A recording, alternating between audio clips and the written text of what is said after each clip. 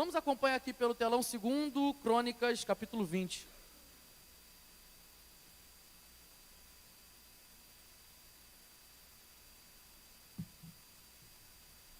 Deixa eu só pegar minha cola aqui, gente, senão me perco. 2 Crônicas, capítulo 20. Esse texto, gente, ele vai falar o seguinte. Guerra, sempre teve na Bíblia, quando você for perceber, teve guerra na Bíblia. Mas a gente sempre vê alguns reis na Bíblia, porque não é porque é rei que está na Bíblia que eles serviram ao Senhor. Muitos conheciam a Deus, mas não faziam ou não tinham esse tipo de comportamento. Então eles criavam estratégias humanas para resolver problemas. Muitas vezes a gente faz isso também no nosso dia a dia. A gente cria estratégias, a gente olha muito para a nossa própria força, para a força do nosso braço, e a gente acaba acontecendo o quê? A gente se frustra, porque a gente olha direto para nós. E talvez você possa questionar, mas pastor, eu fui criado à imagem e semelhança de Deus, ou seja, independente da religião da pessoa, ela pode ser ateu, pode ser de outra religião, ela é criada por Deus. Então ela também é a imagem e semelhança de Deus. Deus compartilha com o ser humano, qualquer ser humano, a criatividade, talento, senso de justiça, sentimentos, vontades, talento para você fazer algo e dar certo ou não. Então Deus deu isso para o homem, para o ser humano. Basta você ver o que a gente tem hoje de tecnologia e aí por aí vai. Mas a gente sabe que quando nós recebemos Jesus como nosso único suficiente Salvador, isso não basta. Porque se der certo na vida, o dar certo na vida resolvesse todos os problemas, quem a gente acha que dá certo na vida não teria depressão e não tiraria a própria vida e nem da própria família. Porque tem gente que a gente olha, nossa, a pessoa é resolvida, a pessoa tem dinheiro, a pessoa faz o que quiser, mas quando a gente vai ver lá no jornal, são pessoas que estão tristes, sofrendo. Vários relatos já de empregadas domésticas que chegam na igreja para testemunhar, eu trabalho na casa do cantor tal, do ator tal, é uma tristeza só, vive afundado nas drogas, vive não sei o quê, vai manter com a vida resolvida. Então quando a gente recebe Jesus como nosso único suficiente Salvador, a gente entende que a gente não se basta. Nós não somos suficientes e nem autossuficientes, porque tem um poder maior para nos instruir a viver nessa terra, independente se você, na lógica humana, dá certo ou não. Então você pode ter as suas estratégias, seus estudos, seu trabalho, você pode ter tudo isso. É normal ter, eu também tenho minhas estratégias, a Angélica tem. A gente está vivendo um momento novo, eu e a Angélica, né? Porque a gente não tem mais trabalho formal e a gente decidiu empreender. Então fica aí, Angélica, quando um vende, a gente fica... Aí hoje eu vendi um negócio também, a gente fica... É pouquinho, mas a gente fica lá, caramba, tá dando certo, não sei o quê. Então a gente fica lá naquela animação. Então, por mais que isso seja uma estratégia, mas eu entendo, eu chamo Deus, vem para o meu trabalho também. Me ajuda aqui. E aí, só para eu complementar isso aqui, que é bom de falar de vida prática, né? Na sexta-feira à noite, Deus me deu uma estratégia. Na quinta noite, Deus me deu uma estratégia. E eu compartilhei essa estratégia com a Angélica. Ela está aqui de prova para dizer, nossa, pastor é maluco. Não sou maluco. Eu sou maluco. E aí, eu fui e apliquei a estratégia que Deus me deu. Irmãos, no fim do dia, eu fiz uma venda. Eu falei, caraca, Deus, tu é meu coach. Deus instrui a gente. E a gente entende que além das questões físicas e materiais, a gente precisa também vencer algo no mundo espiritual. Não adianta nada a gente ter tudo e não ter a presença de Deus. Então, quando a gente se converte, a gente entende que, maior do que as nossas estratégias, a gente precisa seguir as estratégias do Senhor. E Ele coloca essa estratégia na nossa mão para a gente desenvolver. E algumas armas e recursos espirituais Ele também coloca na nossa mão. E o louvor é um recurso espiritual que precisa ser usado todos os dias. E a gente vai ver aqui uma situação de um rei que, por mais que tivesse estratégia, dinheiro, exército, poder militar, poder de influência, esse rei, ele apelou para um recurso espiritual. 2 Crônicas, capítulo 20. Diz assim a palavra do Senhor: depois disso, os filhos de Moabe, os filhos de Amon, com alguns dos meunitas, vieram para fazer guerra contra Josafá. Vamos seguir até o 12. Então vieram alguns que avisaram Josafá, dizendo: uma grande multidão está vindo contra Judá, do outro lado do Mar Morto da Síria, e que eles já estavam em Azazon Tamar, que é em Gede. Então Josafá teve medo e decidiu buscar o Senhor, e proclamou um jejum em todo Judá. Judá se congregou para pedir socorro ao Senhor. Também de todas as cidades de Judá veio gente para buscar o Senhor. Josafá pôs-se em pé na congregação de Judá e de Jerusalém, na casa do Senhor, diante do pátio novo, onde as pessoas podiam entrar, e disse: O Senhor, Deus de nossos pais, não és tu, Deus dos céus? Não és tu que dominas sobre todos os reinos dos povos? Na tua mão está a força, o poder, e não há quem te possa resistir. Ó nosso Deus, acaso não expulsaste os moradores dessa terra de diante do teu povo de Israel, e não adeste para sempre a posteridade de Abraão, teu amigo? Eles têm morado nela, e nela edificaram um santuário ao teu nome, dizendo: Se algum mal nos sobrevier, espada, juízo, peste ou fome, nós nos apresentaremos diante desse templo, diante de ti, pois o teu nome está nesse templo, e clamaremos a ti na nossa angústia. Tu nos ouvirás e livrarás. E agora eis que os filhos de Amon e de Moabe e os de Monte Seir, cujas terras não permitiste a Israel invadir, quando vinham da terra do Egito, mas deles se desviaram e não os destruíram. E eis que eles estão nos recompensando assim, estão vindo para nos expulsar da tua propriedade que nos deste em herança. Ó nosso Deus, acaso não executarás o teu juízo contra eles? Porque em nós não há força para resistirmos a essa grande multidão que vem contra nós. Não sabemos o que fazer, mas os nossos olhos estão postos em ti. Que Deus abençoe a sua palavra nos nossos corações. Pastor, que história é essa? A gente está aqui diante de um rei chamado Josafá, que era da linhagem da família de Davi. E ele continuou reinando ali, nessa linhagem. E aí, em um determinado momento, né, essa galera de Moabe, os filhos de Amon, um tal dos meunitas, começaram a invadir aquele território. De invasão eu entendo, porque eu praticamente sempre morei em comunidade. Então a gente já sabia quando ia ter negócio de invasão, de problema. Então, trazendo para o dia de hoje, você imagina aí Josafá sentado no palácio dele, legalzinho, e daqui a pouco vem o comando de Moabe, a milícia dos amonitas e a gangue dos meunitas. Você imagina os três chegando, falando: vamos fazer guerra, pronto, acabou. Vamos invadir. Pronto. Eles chegaram lá para fazer o terror em Judá. Naquela época, Israel era dividido, tinha a região norte e tinha a região sul. Judá era na região sul, onde a família de Davi continuava reinando e morando, que era a tribo de Judá, e a capital era Jerusalém. Então eles já estavam ali morrendo de medo. Por mais que fosse assim, poxa, se eu nem estivesse no mano a mano, um por um a gente conseguia fazer uma coisa. Mas agora são 3 contra 1. E o povo gostava de guerrear contra Israel porque o pessoal tinha inveja, porque eles conquistaram tantas terras ali em volta. Então, quando um falava: vou guerrear contra Israel ou contra Judá, o que acontecia? Outros povos: eu vou me juntar com você, vamos fazer isso juntos.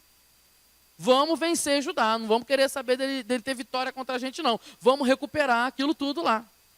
Então as pessoas juntavam força contra esse rei.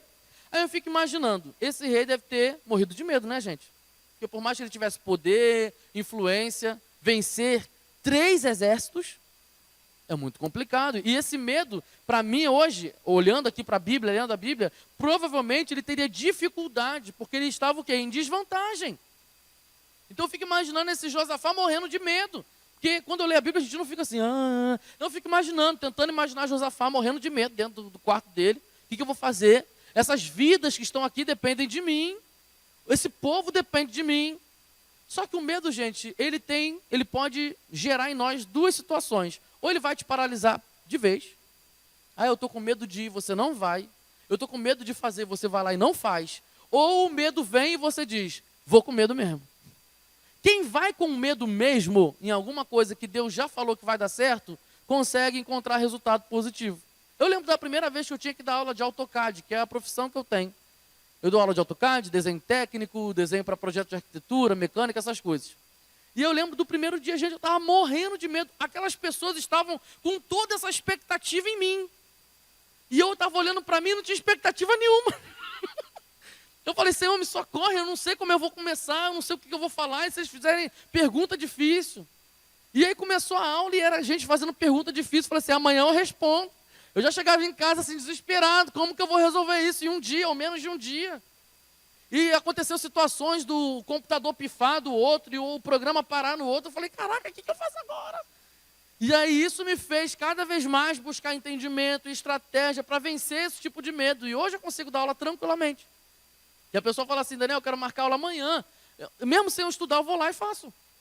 Porque acabou virando o quê? Uma prática. Eu venci esse medo, eu atravessei essa bolha. Então, ou o medo vai te paralisar e você não vai fazer mais nada. Aí, por exemplo, eu tenho medo de liderar uma célula. E tem gente aqui na igreja que tinha medo de liderar a célula e hoje tem célula. E está sendo abençoado.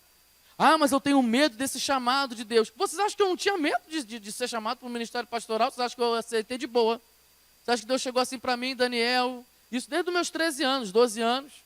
Deus me chamando lá e falando comigo no meu coração. Eu falei, Deus, isso é bonito, é legal ser pastor e tal, de pregar. Mas o senhor tem certeza que sou eu? O senhor tem certeza, Deus? O senhor tem certeza? Quantas vezes a gente já queria meter o pé, acabar com isso? Quando eu não tinha mais condições de pagar o seminário do Sul, porque era caro, eu pagava do meu bolso. E eu falava assim, Deus mostrando que não é para fazer seminário, isso é coisa da minha cabeça, eu não vou pagar mais nada. Saí do seminário com a consciência tranquila, vou fazer faculdade de design gráfico, que eu gostava de design gráfico na época. E aí eu fui inventar de fazer, ganhei uma bolsa na faculdade de design gráfico e fui lá. Deu tudo errado nessa faculdade. Gente. Sabe o que é tudo errado? Tudo errado. Dava tudo errado, eu não conseguia concluir nenhuma matéria. E eu fui e cancelei aquela bolsa lá, não quero mais nada de design gráfico não. E aí, eu tinha feito o Enem, aí o que sai lá no ProUni depois que eu me inscrevi? Bolsa 100% integral para fazer teologia aqui no Flamengo, na época. Eu falei, Deus, você está de brincadeira comigo. E aí, Deus, não, tu vai. Você vai. E aí, quando eu entrei na minha turma foi a penúltima da faculdade, porque a faculdade estava falindo. Gente, olha que doideira. No dia do meu concílio, o carro quebrou. O carro que ia me levar para o concílio quebrou no meio da rua. Mal entrei no carro, falei, é Deus falando que não é para eu ir. E aí lá na hora, Deus, vai, você vai. Cheio de medo, gente. Mas a gente tem que enfrentar esse medo. Josafá decidiu enfrentar o medo, mas não confiando na sua própria força. Porque ele podia dar uma de louco, não podia? Vamos embora mesmo assim. Geral, vamos formar fila aí, vamos cantar o hino, vamos embora, vamos destruir essa galera aí. Porque Deus está com a gente. Mas o que Josafá fez? Ele buscou o Senhor. Está escrito aqui. Então, pastor, o que significa buscar ao Senhor? No Velho Testamento isso pode entender como adoração. Então eu vou buscar a Deus em adoração, eu vou fazer isso. Ou também um sinal de confiança, eu vou buscar conselho de Deus. Eu vou buscar a opinião de Deus. Então aqui no caso de Josafá, foram as duas coisas. Ele buscou o Senhor em adoração e buscando conselho. Às vezes a gente quer começar o nosso dia adorando ao Senhor, mas a gente não busca conselho para aquilo nem que a gente pensa. A gente deixa o pensamento entrar e fica. A gente não pode ser assim. Pastor, mas não foi Deus que fez o meu cérebro, que fez a minha mente, então se eu estou pensando é porque eu tenho que pensar. Não, você tem que desconfiar dos seus próprios pensamentos. Duvide. Por que eu estou pensando isso? O que me fez pensar isso? Por que agora veio esse negócio na minha cabeça? O que a palavra diz sobre isso? Você tem que desconfiar. Eu não posso aceitar qualquer coisa. Eu estou vendo coisa, não sei o que. Mas por que eu estou vendo coisa? O que eu ando assistindo? O que eu ando ouvindo? Mas eu estou com vontade de acabar com o meu casamento. Tá, mas de onde vem essa vontade de acabar com o teu casamento? Eu estou com uma vontade de desistir. Mas por que está com essa vontade de desistir? Pergunte, conselho de Deus. Senhor, por que eu estou sentindo isso? Para que eu estou sentindo isso? E você também se pergunta, por que isso veio aparecer na minha mente agora, nesse exato momento? E aí você vai identificando as coisas. Você tem que buscar conselho de Deus, é o que Josafá fez. E é engraçado que aquilo que Josafá, qualquer coisa que ele ia fazer ali, ia contagiar as pessoas. Porque qual era a posição de Josafá? Ele era o quê, gente? Rei. Qualquer coisa que ele fizesse ali ia contagiar as pessoas. Já pensou se Josafá fosse um cara todo medrosão? O que o povo ia fazer também? Ia ficar medroso. Então ele ia ficar lá, gente, é melhor vocês irem embora, vamos buscar abrigo em Samaria, os nossos irmãos de Israel, porque eu acho que vai dar tudo errado. Você fica imaginando, gente, o alarde que ia ser, o tanto de fake news que ia rolar também lá. Olha, vai invadir, não sei o que. Geral, ficar aquela confusão toda. Eles iam morrer antes da guerra. Mas Josafá decidiu fazer o quê? Eu vou buscar o Senhor. E isso contagiou o povo. O povo começou agora a fazer o quê? A adorar também, a buscar Deus também, a buscar o conselho de Deus. Tudo que você faz, você vai influenciar. E aí, mas pastor, eu não sou rei, não sou rainha, não sou... Mas você é convertido em Jesus. E você, querendo ou não, as pessoas do mundo vão buscar essa força em você. Porque ninguém mandou você falar para todo mundo que tu é crente. Agora as pessoas vão pedir oração para tu. Até quando você vai fazer uma coisa errada. Eu na escola ou no trabalho, quando eu estava ali estressado e pronto para explodir, e às vezes meus colegas chegavam assim, zoando, né, gente? Mas é Deus também usando, né? Que Deus usa a mula, né? Pode usar os colegas de trabalho também. E aí, ia lá, tocava assim, calma, Daniel, tu não é crente? Por que você não ora? Porque as pessoas sabem. Você vai influenciar o lugar. Você na sua casa, você é um líder na sua casa. Ah, pastor, mas eu não sou o dono da casa, dona da casa. Mas você é crente, você é sacerdote ali desse lugar. Ah, eu moro num quintal, pastor, que só eu é crente. Parabéns, você foi usado ali agora para ser luz naquele lugar. Você é a única luz ali, representa a luz. Você é a influência daquele lugar. Então, tudo que você fizer, as pessoas vão reparar. As pessoas vão questionar. As pessoas vão tentar fazer igual. Uma coisa que eu aprendi aqui na igreja com o pastor Marcelo. Gente, o pastor Marcelo é estressado ou é calmo, gente? É bem calmo, gente. O primeiro dia que eu vi o pastor Marcelo brigando com alguém, que já tem o quê? Uns 2, 3 anos. Mais do que isso. Oi? Nem era uma briga, ele estava chamando a atenção de uma pessoa assim, que já estava desobedecendo há muito tempo, também vamos dizer assim. Já estava custando a paciência do pastor Marcelo. Cara, para deixar o pastor Marcelo nervoso, a pessoa tem que fazer muita besteira, né? Então essa pessoa fez. Porque eu sou testemunha. Irritou bastante mesmo. E eu fiquei até com medo do pastor Marcelo. Ele brigou lá com a pessoa. Eu estava sentado aqui, foi aqui nessa cadeira. Na época dos bancos ainda. Caraca, mas pastor Marcelo, o que eu vou fazer? Eu saí pianinho também, amém, pastor? Tudo que você falar eu concordo. Mas normalmente o pastor Marcelo faz o que, gente? Resolve tudo na paciência.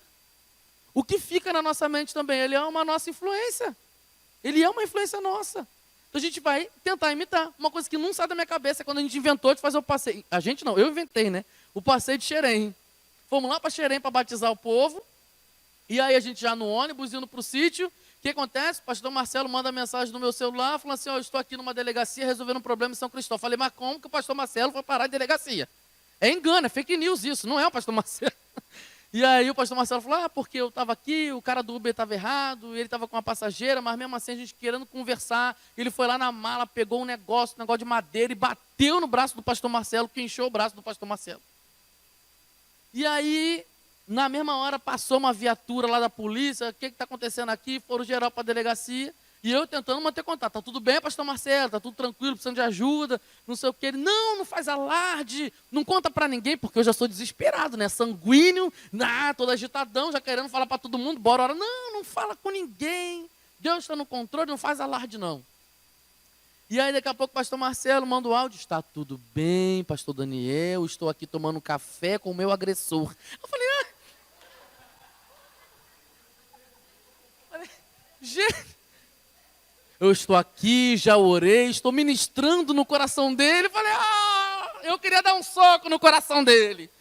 O pastor Marcelo está ministrando no coração dele. Falei, meu Deus do céu, é muito de Deus, mano. É muito de Deus. E aí, o pastor Marcelo pediu para não fazer alarde. É igual Jesus quando pede para não avisar do milagre, né? E aí já estou eu, o pastor Marcelo vai chegar atrasado por causa disso. Quando o pastor Marcelo chegou no sítio, virou uma celebridade. Todo pastor Marcelo. E aí, geral no sítio pensando, pastor, eu quero ter essa fé, eu quero ter essa vida com Deus. Aí quando eu não penso, não imagino, no final do sítio acontece o quê com um dos ônibus, gente? O ônibus quebra. Quem é que estava resolvendo a questão dos ônibus? Deus foi testar o meu domínio próprio justamente naquele dia. Essa não quer ser igual ao pastor Marcelo? Toma aí uma prova. Vamos ver se resolveu. Aprendeu direitinho. E eu já estava ali desesperado, mas estava calmo, tentando ficar calmo. E na hora que o pessoal estava me irritando, falei, Senhor, me segura. E aí eu cheguei lá em tom de brincadeira, mas toda brincadeira tem um fundo de verdade. Murmuradores de Israel que está na calçada, que está reclamando do ônibus, vão lá para o sítio. Senta lá. Graças a Deus deu tudo certo. Está vendo? O que você faz influencia. Já pensou se eu chegasse lá no desespero também? Ai, meu Deus, o ônibus. E agora? Gente, como que o povo ia ficar? Louco também. Então preste atenção nos seus comportamentos. Aquilo que você está expressando. Pastor, mas eu não sei como que faz isso. Josafá conseguiu fazer porque ele tinha uma arma espiritual. Ele usava essa arma e a gente vai entender que arma é essa. Então depois do povo contagiado, Josafá ele faz essa oração. Primeira coisa que ele faz nessa oração é colocar em evidência o poder da soberania de Deus. O que é a soberania de Deus? É Deus que resolve os problemas, que a vontade dele, a decisão dele está acima de toda a nossa vontade. Pode ter vontade de papa, de presidente, de vice-deus, de apóstolo, não sei o quê. O que Deus quer vai ser feito porque ele é Deus. A gente fica assim, meu Deus, mas não estou entendendo nada. É para não entender nada mesmo. É para quando o negócio acontecer, para você glorificar ele, porque não foi você que fez nada, foi ele que fez. Então tem coisa que Deus faz que a gente não vai entender. Então essa situação que estava acontecendo aqui, que Deus permitiu, por causa da soberania dele, Deus permitiu, ninguém estava entendendo nada, mas eles tomaram uma decisão, vamos buscar ao Senhor.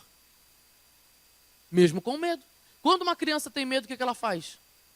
Se o pai e a mãe estiver perto, e esse pai e mãe expressa confiança, e essa criança tem confiança no pai e na mãe, porque tem pai e mãe que a criança não confia, abafa o caso, vão voltar. E aí, o que a criança faz?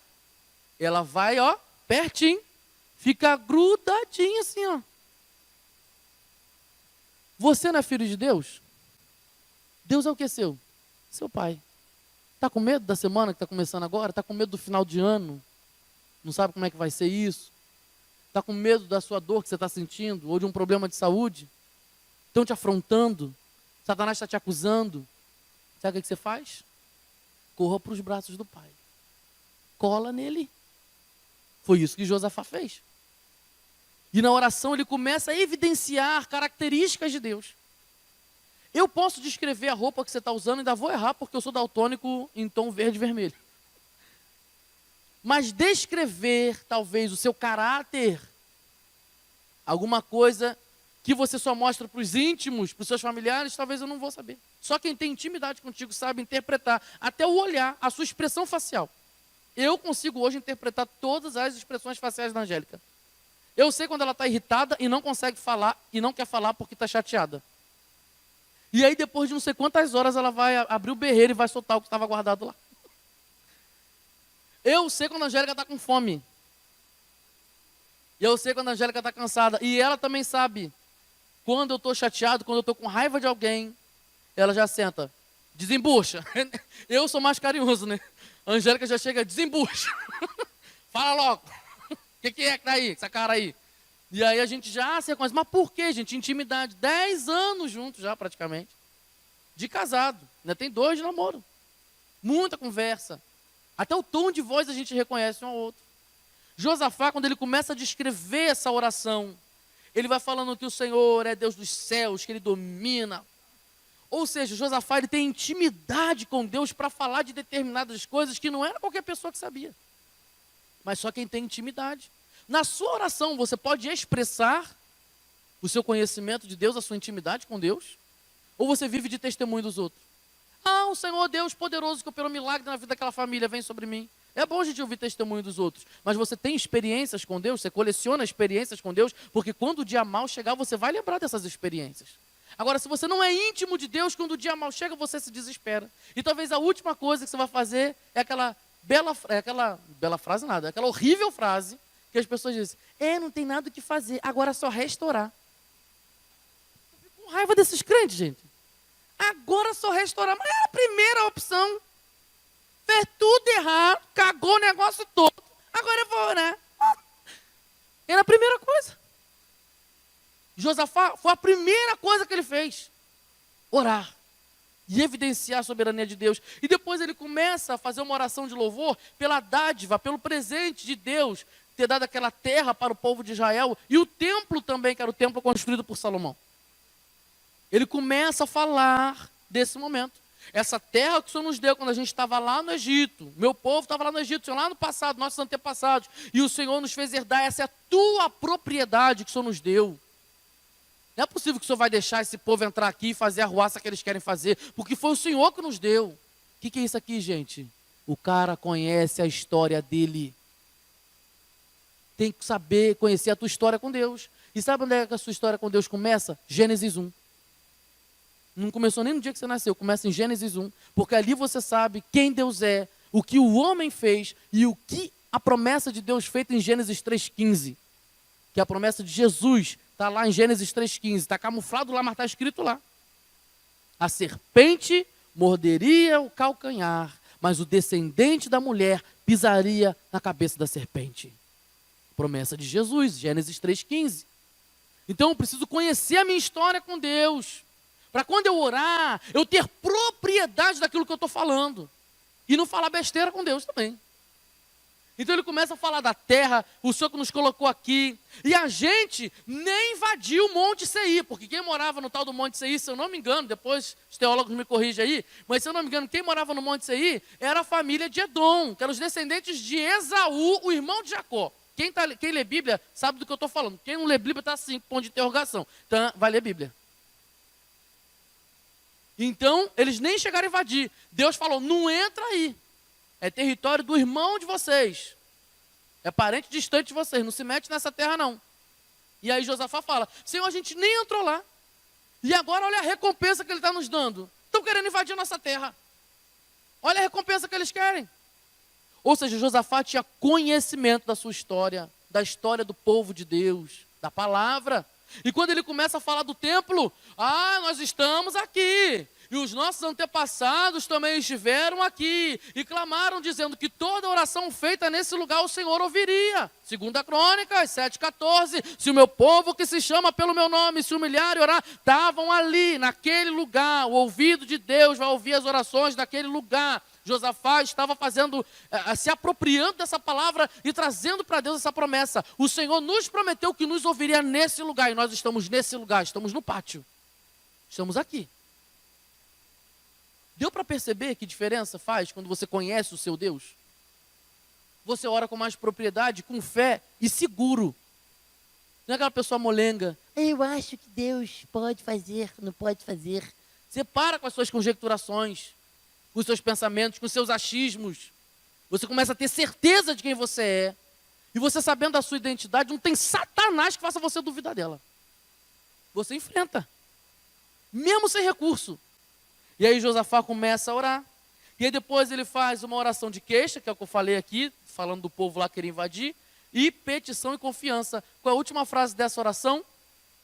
Não sabemos o que fazer, mas os nossos olhos estão postos em ti. Eu tenho coisa na minha vida que eu não sei o que eu vou fazer. Mas é uma decisão minha. Eu posso colocar os meus olhos no Senhor, ou colocar os meus olhos na minha incapacidade, ou na minha fragilidade. Você tem uma decisão essa semana, nesse final de ano você tem uma decisão. Senhor, eu não sei o que eu vou fazer nesse final de ano, não sei o que eu vou fazer no meu Natal, não sei o que eu vou fazer no ano que vem, não sei o quê. Acaba o seguro-desemprego, ou acaba não sei o que lá, acaba o contrato de não sei quem, acaba o contrato do aluguel. Senhor, eu não sei o que eu vou fazer, mas os meus olhos estão postos em ti. Não tire os olhos de Deus. Ele é o nosso escape, Ele é o nosso refúgio, Ele é a nossa fortaleza. Não tire os olhos dele. E aí, depois que Josafá ora, vamos ali para o versículo 13. Depois que Josafá ora, ele diz assim, versículo 13, todos os homens de Judá estavam em pé diante do Senhor, com as suas crianças, suas mulheres, seus filhos. Então, no meio da congregação, o Espírito do Senhor veio sobre Jaaziel, filho de Zacarias, filho de Benaia, filho de Jeiel, filho de Matanias, levita, dos filhos de Asaf. Jaaziel disse, escutem com atenção todo Judá, moradores de Jerusalém e rei Josafá. Assim diz o Senhor, a gente já está acostumado com, eis que te digo. Não tenham medo, nem se assustem por causa dessa grande multidão, pois essa batalha não é de vocês, mas de Deus. Amanhã vocês irão ao encontro deles, e eis que eles virão pela ladeira de Ziz, e vocês os encontrarão no fim do vale, em frente ao deserto de Jeruel. Nesse encontro vocês não precisarão lutar, tomem posição, fiquem parados e vejam a salvação que o Senhor lhes dará. Ó Judá e Jerusalém, não tenham medo, nem se assustem. Amanhã saiam ao encontro deles, porque o Senhor está com vocês. Então Josafá se prostrou com o rosto em terra, e todo Judá, os moradores de Jerusalém, também se prostraram diante do Senhor e o adoraram. Os levitas dos filhos dos coatitas e dos coraitas se levantaram para louvar o Senhor, Deus de Israel, em voz bem alta. A palavra de Deus entra, espanta o temor e o medo. E o que a gente faz depois que a palavra vem, que a profecia vem? Canta em voz bem alta. E você vai reparar que o profeta, esse Jaziel, que recebeu ali na hora o Espírito do Senhor, preciso explicar isso aqui, uma questão teológica. No Antigo Testamento, o Espírito Santo não morava em qualquer coração, no coração de todo mundo. Não habitava em todo mundo. O Espírito Santo, ele era direcionado por Deus. Por exemplo, na época do rei Davi, rei Saul, o Espírito do Senhor estava no rei Saul. O que a gente aprende na palavra de Deus no Novo Testamento? Para não entristecer o Espírito Santo, porque o Espírito Santo é uma pessoa. Saul começa a entristecer o Espírito Santo de Deus, porque ele dá mais vazão à sua ansiedade do que à sua confiança em Deus. Saul começa a ser arrogante e se acha autossuficiente. Deus se agrada de um coração quebrantado e contrito. Saul estava tendo um coração quebrantado e contrito? Não. O que o Espírito de Deus fez? Saiu dali. Se eu não sou bem-vindo aqui, eu meto o pé. E Deus colocou o Espírito dele em quem? Em Davi, porque encontrou um coração quebrantado e contrito. Só para a gente fechar parênteses aqui, para você entender. O Espírito não habitava em qualquer um. Ele podia habitar em 1, 2, 3, podia ser no plural, mas era coisa direcionada. Na mesma hora em que Josafá está orando, o Espírito do Senhor vem na vida de quem? De Jaziel, um levita, um cara que trabalhava na música no templo. O levita, ele fazia de tudo. Ele arrumava o templo, limpava o templo, cuidava dos ornamentos do templo, e tinha os levitas que cantavam no templo, que serviam com a música. Esse Jaziel servia na música porque ele é descendente de Asaf, e Asaf é um daqueles que escreveram os salmos que a gente tem aqui na Bíblia. Então esse cara começa a profetizar, e alguns teólogos vão dizer que essa profecia ela vinha acompanhada de som de música. Isso já aconteceu na Bíblia em 2 Reis, capítulo 3, em outra guerra, quando o profeta Eliseu fala, chama para mim um tangedor, chama para mim um músico, chame para mim um adorador. E no meio do deserto, Eliseu começa a profetizar ao som de música que a batalha já estava ganha porque o Senhor estava com eles. Então aqui acontece a mesma coisa. Um profeta musical começa a falar ao som de música, dizendo, não tenham medo, amanhã tomem posição. E você vai ver que ele repete toda hora, não tenham medo, não tenham medo, não tenham medo. Por quê? Quando a Bíblia fala não temas, é porque vem chumbo grosso. Não é coisa fácil. E aí ele vai colocar sempre isso, amanhã, amanhã, amanhã, porque tem sempre um esquecido. É amanhã. Então se preparem, porque essa batalha não é de vocês. Ah, pastor, se a batalha não é minha, por que eu tenho que tomar posição? Mas Deus já não ganhou? Deus já ganhou uma batalha que não é sua. E talvez você nem perceba. E a gente não ia conseguir lutar. E foi a gente mesmo que fez besteira e Deus lutou essa batalha. Lá em Gênesis, Adão e Eva desfrutavam da presença de Deus. Sim ou não? Sim. Perfeitos ali. Mas eles decidiram fazer o quê? Desobedecer a Deus. Ou seja, eles cavaram a própria cova, não foi? Quem foi que resolveu esse problema aqui, gente? Foi Adão e Eva ou foi o próprio Deus? O próprio Deus. Deus perdeu essa batalha? O que Deus fez? Plano perfeito. Enviou Jesus Cristo, plano perfeito, que sofreu em nosso lugar, morreu naquela cruz, derramou sangue. Hebreus 9, 22. Sem derramamento de sangue não há perdão dos pecados. Jesus se entrega, perdoa os nossos pecados, vence a morte, ressuscitando ao terceiro dia e nos dá o presente, que é o Espírito Santo agora dentro de nós, dizendo que nós não somos mais escravos do pecado, escravos dessa obra que Adão e Eva fizeram lá atrás. Não somos mais escravos disso, porque agora a gente pode viver debaixo da orientação do Espírito. E quem anda de acordo com o Espírito não satisfaz mais os desejos da carne. Então Deus venceu uma batalha que não era minha, não era sua. Quer dizer, era nossa, mas a gente não lutou. Foi Ele que lutou e foi Ele que venceu. E a gente ainda é ingrato, né? E às vezes a gente ainda é ingrato, porque a gente não reconhece. E aí depois que eu entendo isso, eu preciso louvar a Deus em voz alta. É uma decisão que eu preciso fazer e tomar agora uma posição.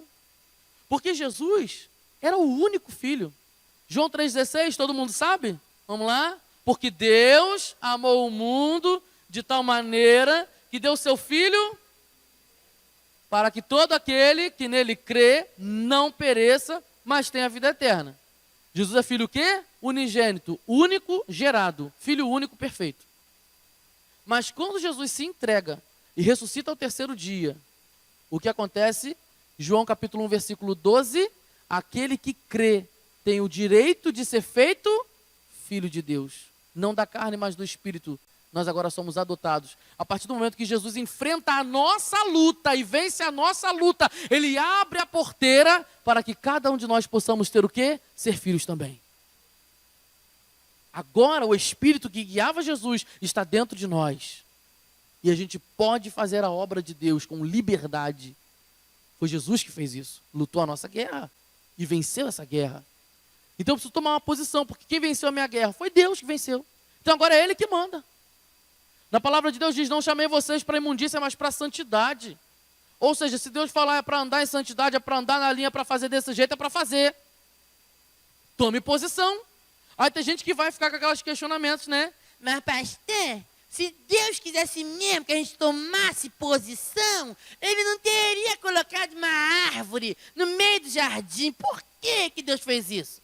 Gente, não interessa se for botar uma árvore, se botou pé de abacate, não adianta. Qualquer lei que Deus falasse com Adão e Eva, Satanás iria tentar do mesmo jeito. Não interessa se é árvore, se é capim, se é planta de abacate, se é não sei o quê. E se Deus falasse, é para dormir depois do nosso encontro, na viração do dia, teve encontro comigo, é obrigatório dormir. Deus é Deus, Ele sabe o que é melhor para a gente. E se Ele falasse para Adão e Eva que era para dormir 6 horas da noite? Era para dormir 6 horas da noite. Aí Satanás ia fazer o quê? Ai, Eva, a madrugada é tão boa.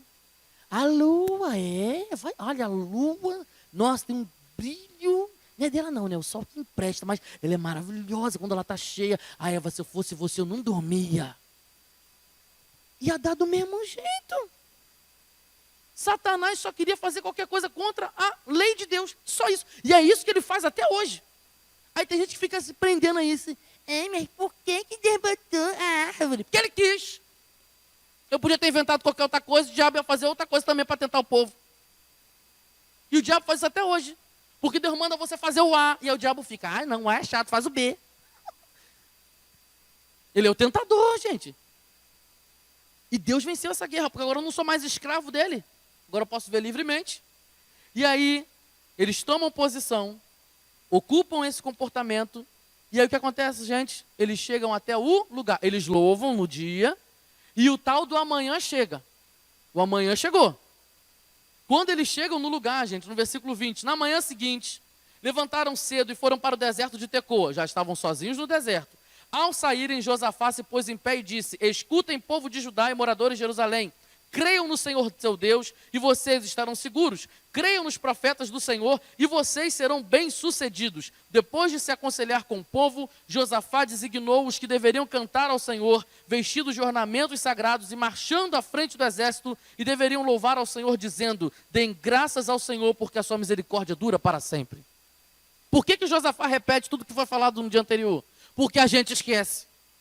Porque hoje você está aqui no domingo, eita, glória a Deus, aleluia, está todo aleluiado aí, uma barreira, que confia no Senhor, você como Monte Sião, aquilo que parecia impossível, tu vai chegar no domingo, mas amanhã é a guerra, amanhã é segunda-feira, tu vai estar no fronte. Tem que relembrar o que Deus falou com você no dia anterior. Por que Josafá começa a falar de novo? Porque antes era só um preparo, estava todo mundo junto, em Jerusalém ainda, geral, oh, glória a Deus, vamos vencer a guerra. Mas bota a roupa de soldado e vai lá para o meio do deserto. Não dá um medinho, gente? Dá um medinho. E Josafá está fazendo o quê? Aconselhando o povo. Vocês vão louvar. Essa é a arma espiritual. Vocês vão louvar. Irmãos, não é vontade de louvar, não tem que ter vontade, não. Teve um dia que está eu e a Angélica lá em casa sem vontade nenhuma de louvar. A gente estava passando por uma necessidade lá, alguma coisa. A gente acordou triste naquele dia, bem mal mesmo. E aí está eu e a Angélica ruim. E aí eu falei, amor, a gente tem que louvar o Senhor. E eu, quando começa esse negócio lá em casa, já sei que é Satanás querendo, né, nos tentar. É a aprovação que Deus permitiu, mas no meio da aprovação o diabo vai lá e tenta, né? Porque ele quer que a gente perca. Eu não, quero ser aprovado por Deus, mas nem sempre a gente consegue. E aí nesse dia eu não estava a fim de perder. E eu falei, Angélica, a gente tem que louvar o Senhor, mas a gente não está muito afim, né? E eu falei, vamos botar alguém para cantar com a gente, pela gente. E eu botei o YouTube gigante lá, um volume altíssimo. YouTube cantando louvor, não interessa se tem vizinho, se tem janela com janela, se é porta com porta. Naquele dia lá, o louvor estava alto. E o louvor cantando, e eu e a Angélica aquela cara. E eu ainda tinha falado, está proibido reclamar nessa casa. Qualquer murmuração está proibido. Nem eu, nem tu, Angélica. A gente tem que ficar quieto. Nem um mosquito vai poder murmurar. Então eu e a Angélica queremos falar, Senhor, mas isso a gente, mas glória a Deus pelo teu nome, sem vontade nenhuma. E não adianta ser hipócrita. Pastor, é só falar que quer louvar. Salmo 139, antes que a palavra viesse à boca, Deus já sabe que está no pensamento. Então não vamos ser hipócrita, é melhor ser verdadeiro. Eu falava, Deus, não estou afim de louvar mesmo o seu nome, não. Eu sei que é importante, arma espiritual, mas hoje a minha alma não está muito afim. Ligamos lá no YouTube, alguém vai cantar pela gente. O louvor começou a soltar lá em casa. Eu estava lavando louça, a Angélica estava dobrando roupa no quarto. Irmãos, depois de alguns minutos, já estava já. Tá eu lá na cozinha, daqui a pouco a Angélica lá no quarto.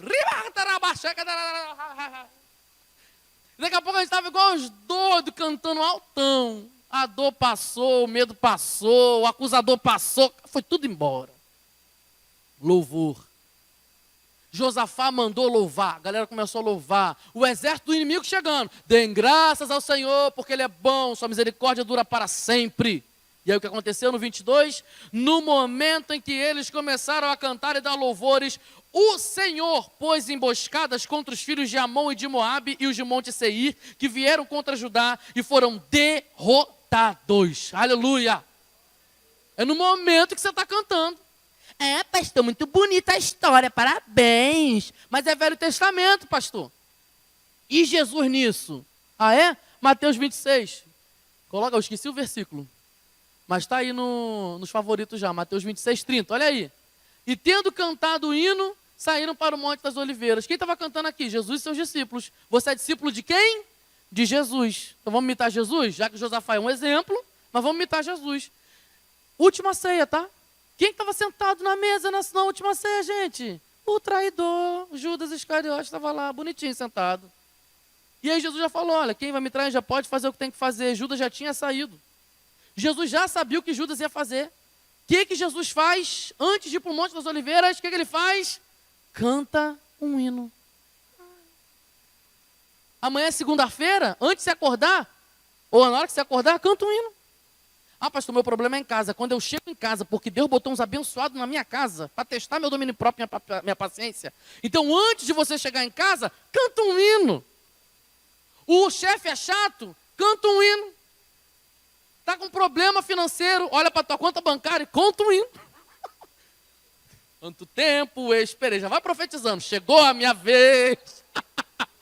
Sei que hoje é meu dia. Dá um jeito. Está doente, canta um hino.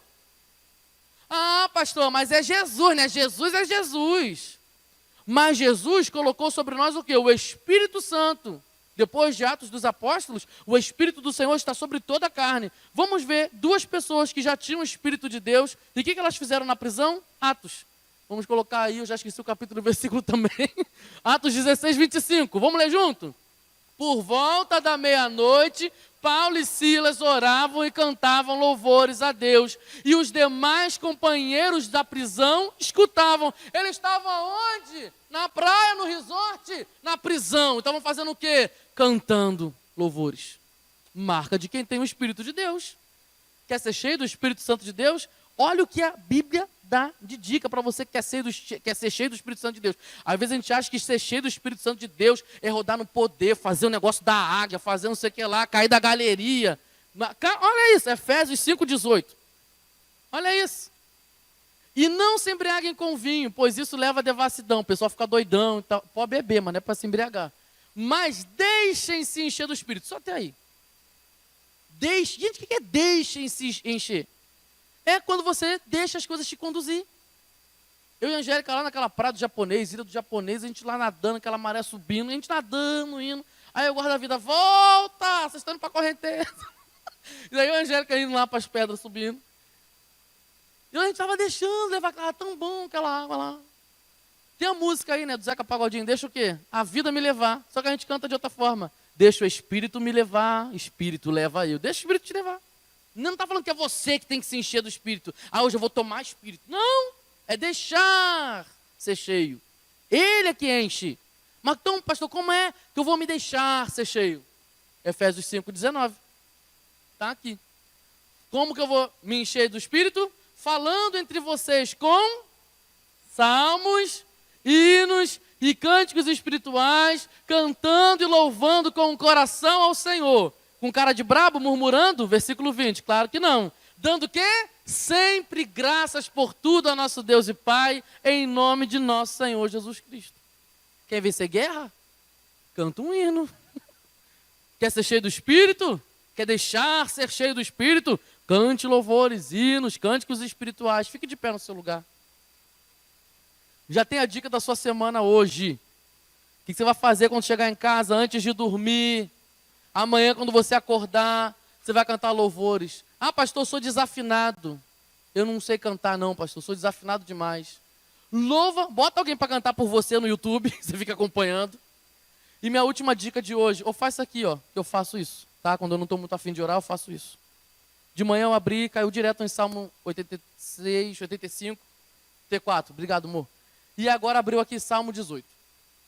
Eu faço isso em casa, quando eu não estou com vontade de orar. E às vezes é o meu momento com Deus, que eu tenho um momento com a Angélica, e tenho o meu momento com Deus. Senhor, hoje eu não tenho palavras. O que eu faço? Abro um salmo. Está aqui, Salmo 18. E aí a música fica cantando, porque eu não consigo ver sem música, gente. Eu boto lá no YouTube, lá, fica aquele... E aí eu vou lá, Salmo 18. Eu te amo, ó Senhor, força minha. Senhor, me ensina a te amar mais. Se eu não te amo de verdade ainda, me ensina a te amar como deve ser amado, porque o Senhor é minha força. Eu lembro quando eu estava quebrado, quando eu estava no fundo do poço, mas o Senhor me socorreu. O Senhor é a minha rocha. Quantas vezes, Senhor, eu vacilo, eu quero andar por dois caminhos, mas o Senhor é firme, o Senhor é rocha, o Senhor é minha fortaleza. Quando eu estava querendo desistir, o Senhor me instruiu com a tua palavra. O Senhor é meu libertador. Quantas vezes, Senhor, percebeu, o Senhor me livrou das amarras do inimigo, de alguma coisa que eu não sei, mas eu quero te agradecer agora, Senhor. Obrigado por cada livramento. O meu Deus é o meu rochedo em que me refugio. Quantas vezes, Senhor, eu me refugiava no pecado. Quantas vezes, Senhor, eu me refugiava nos meus maus pensamentos, nos meus maus desejos, mas agora eu aprendi com a tua palavra que eu preciso me refugiar no Senhor. O Senhor é meu alto refúgio, é a minha salvação, é o meu escudo, é a minha força. Invoco o Senhor, tu és digno de ser louvado e eu serei salvo dos meus inimigos. E você continua. Inspiração para você continuar em louvores está na palavra.